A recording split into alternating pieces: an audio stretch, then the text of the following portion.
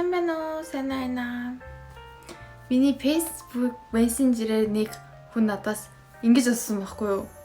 Яагаад монголоор муу ярьдаг вэ гэд. Тэгээд өнөөдөр миний монголоор ярьж байгаа дуудлага нь тэгээд яагаад ийм муу жоохон сонин гэх юм уу? Ийм ярьдаг вэ гэдэг тэр шалтгааны тухай ярих гэж ингээд бичлэгээ эхэлж байна. За тэрний ярилцлагын өмнө би Q&A бичлэг хийх гэж бодож байгаа байхгүй юу? Асуулт тэгээд хариулт гэсэн бичлэг хийж байгаа.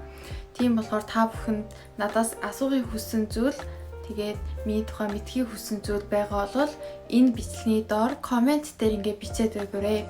Тэгвэл би дараа нь тэр үдийг бүгдийнгийн нэг болгоод хураагаад нэг нэг бичлэг хий гэж бодож байгаа шүү. Надаас янз бүрийн сонин юм янз бүрийн асуугаад бичээд өгөөрэй.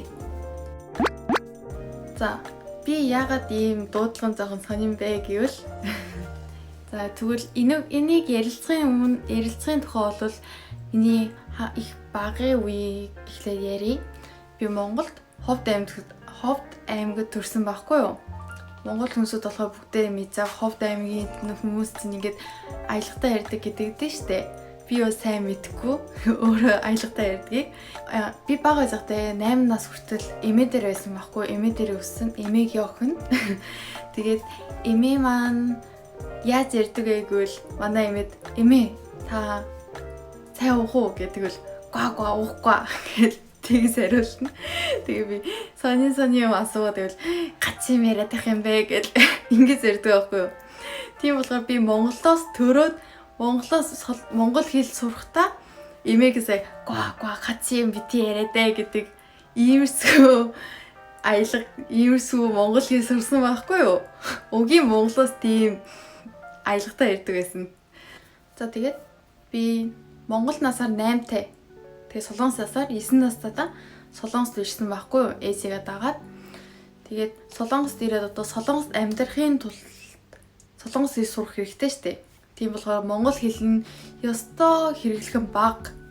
Би монголоор бол ээжтэйгээ хаяа нэг ингээ монголоор ярилцдаг гэх юм уу. Ээж надаас монголоор хэлээд надад юм асуувал би урдаас нь солонгосоор хариулаад нэг иймэрхүү хоол цудгаал бантан болгоод иймэрхүү солонгосоор ярилцдаг байсан байхгүй юу.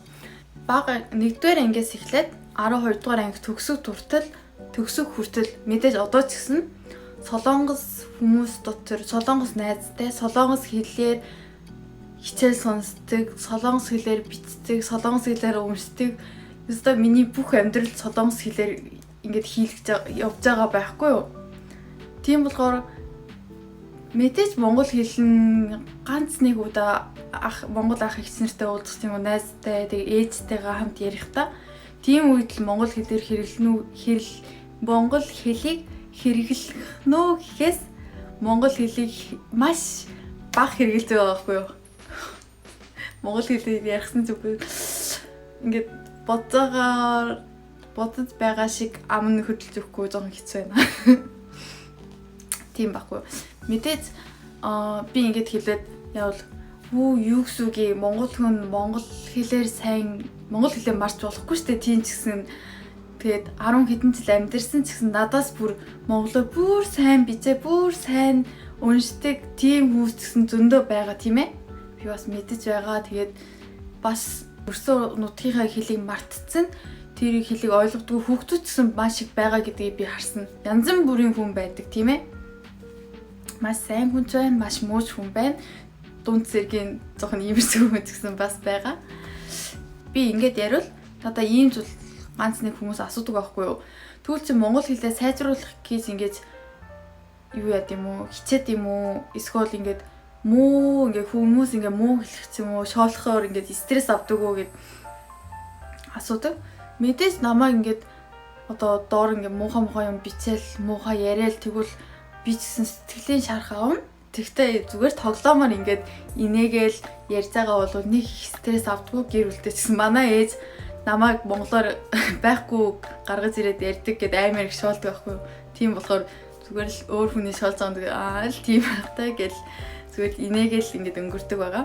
би бол монгол хэлээ сайжруулахын төлөө мэдээж ингээд бичлэгчсэн үзээ монгол хэлээ уншаад монгол хэлээ бүр их ярихын төлөө хичээж байгаа. Тэгээд жоохон бас сайжирж байгаа. Тэгвэл ингэж ярьж байгаа ч гэсэн би өөртөө таалагдж байгаа.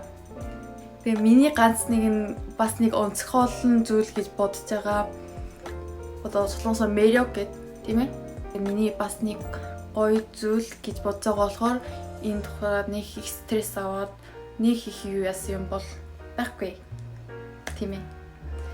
За. Тэгэл миний одоо ягаад ийм сонин ягаад ийм жоохон энгийн хүнээс жоохон өөр ярьдаг вэ гэдэг шалтгааныг одоо ингээд нэг бичлэг болгоод ирсэн шүү. Бүгдээ ойлгосон. Ойлгосон. Мэдсэн мэдтэй. Өөр надад ингээд иймэрхүү асуухыг хүссэн асуулт байгаа бол миний бичлэгэн дор ингээд комент бичээд өгөөрэй. Тэгвэл би Q&A бичлэг болгоод дахиад дараа бичлэгээ ярилцъя. За, миний YouTube-ыг subscribe дараад намайг share хийгээд бас комент бичээд намайг их дэмжиж өгөөрэй. Баярлалаа. Баяртай.